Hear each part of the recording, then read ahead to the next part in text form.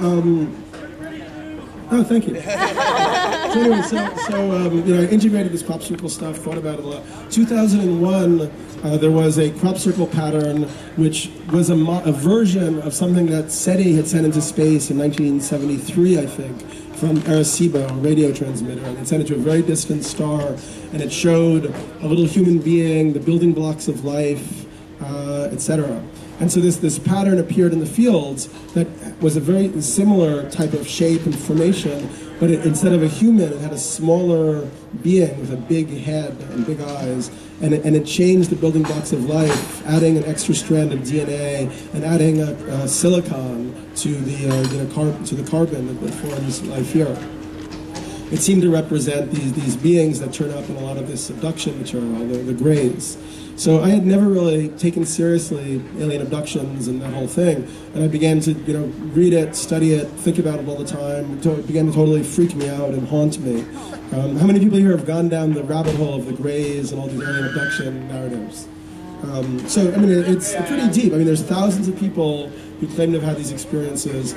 There are very, kind of reputable figures like John Mack, who was a Harvard psychiatrist, I think, who had won a major award for a biography he'd done.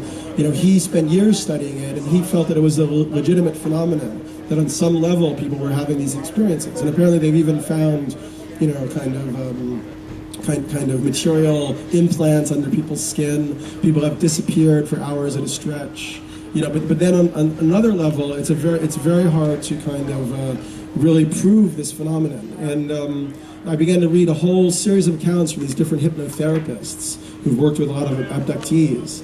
And some of them had a positive slant about the whole thing, and then the information they would get from these people under hypnosis would reflect that positivity.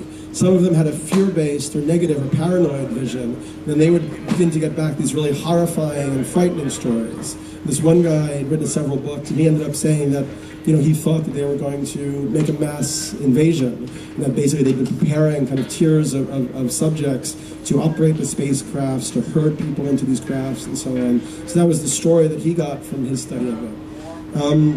So once again, over time, very much like what the crop circles kind of suggested, it seemed like there was a way that your personal intention creates this almost energetic field around you, and then any data that then kind of works through you is kind of distorted or moved in the direction in which your kind of consciousness is focused. So even these hypnotherapists were somehow able to elicit totally different views of this whole phenomenon through these patterns, through how their intention was around the phenomenon. Then finally, I got more and more obsessed with it, more and more freaked out about it. Finally, I was in Germany with my partner at the time at this art festival, and I had a dream one night where these grays appeared to me in the dream, and in the dream. They told us, it was going to be great when they came and took over our planet. They were going to show us all around the universe. But there was something very seedy and tacky about the whole thing. And then one of them reached over and put his fingers in my mouth. So I woke up from the dream, and I've been putting a lot of energy into dream recall and writing down my dream. So I totally remembered the dream perfectly clearly. And I was about to write it down. I was puzzling over it, when in the middle of her sleep, my partner reached over and put her fingers in my mouth, as the figure had done in the dream. And I woke her up. I asked her about it. She didn't remember anything about it.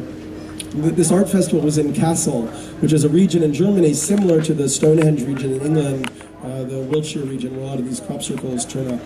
And it's the region in Germany where the crop circles turn up a lot. And in fact, that night there were several crop circles in the area that we were. So I just really began to think that there was a kind of really complicated co-creative process in terms of how we're engaged with these archetypes and this otherness, and how we're bringing it, it seems to be coming closer and closer to our reality. And also, many people here have probably looked into how similar a lot of the fairy stories, from Western ancient culture in the Middle Ages and other cultures, from indigenous cultures, these little beings who come bearing gifts, or they bring you food, but if you eat the food, you then get sort of trapped in their world and you can't get back, Whitley Strieber, who I wrote about in my book, and I had this sort of radio altercation with him on his radio show. But he wrote this book, Communion, and among the things he talked about in that book was, that he suddenly remembered that he'd been abducted all through his life, and he remembered that they kept trying to force feed him this really bitter liquid, and at first he wouldn't be able to take it down, then finally he was able to swallow it. And I realized that that was this ancient fairy tale kind of remanifesting in a postmodern form. Like once you've eaten the food provided by the beings of the other world, you're like caught in their enchantment, you're caught under their spell. So since really thinking through this stuff in 2012, I also really got interested in this whole concept of the daimonic reality from this writer Patrick Harper. It's almost like Patrick Harper's idea is that this realm of the daemons, Daemon, not demon, Demon, the daemon, which is this kind of third realm, like in between spirit and matter. It's the realm of, he talks about the realm of the soul, and it embodies itself in images and kind of stories and narrative. And this realm of the soul is sort of playful, and part of what it does is it subverts our human attempts to create logic or rationality.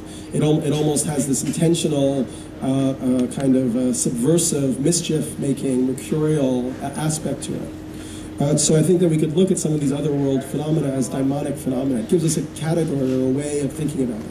I mean, I think that one thing that, for me is really a lot of my work has been about is simply finding conceptual categories that we can think about this stuff as intelligent people. I don't necessarily think that I'm going to find the absolute truth. I mean, one of the ideas that really appeals to me is an idea from the philosopher Nietzsche. And he talked about how, we tend to think that there is a single truth or an absolute truth. But that actually is just an idea.